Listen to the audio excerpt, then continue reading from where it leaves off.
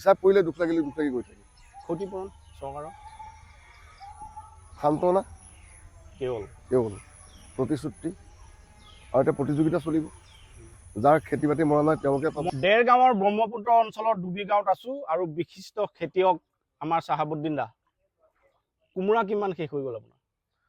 প্ৰায় 25-30 হাজাৰ পিছ এনেকুৱা গুটি লাগি থকা এইবিলাক এনেকুৱা শেষ হৈ গৈছে। এইবিলাক গেলি গৈছে।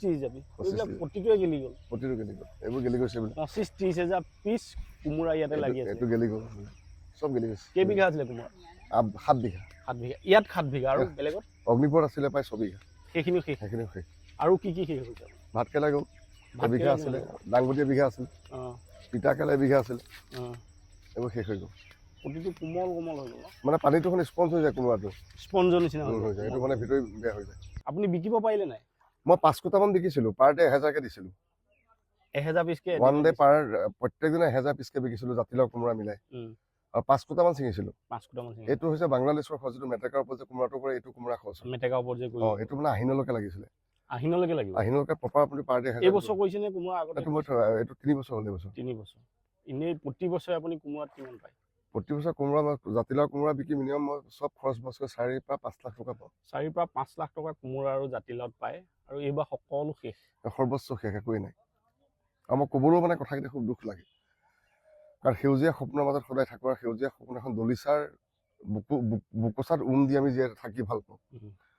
এই ঐতিহ্য ডুবি গাঁৱৰ পৰা ইয়াতে খেতি আৰম্ভ হৈছে 16 বছৰ হ'ল। প্ৰথমতে ক'বলৈ বেয়া লাগে, এইটো কাৰণে সেউজীয়া পৰিৱেশটো নাই মানে এতিয়া শেষ হৈ গ'ল একেবাৰে সৰ্বোচ্চ শেষ। আচলতে লাগিবলৈ আৰম্ভ কৰিছিলে।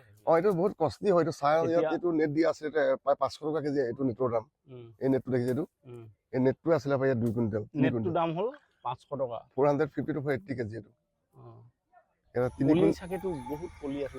আপোনাৰ কলি মানে মই যিখিনি অৰিজিনেল ভিডিঅ' আপোনাক দেখালে আপুনি হয়তো এইটো বাতৰি কৰিব নোৱাৰে।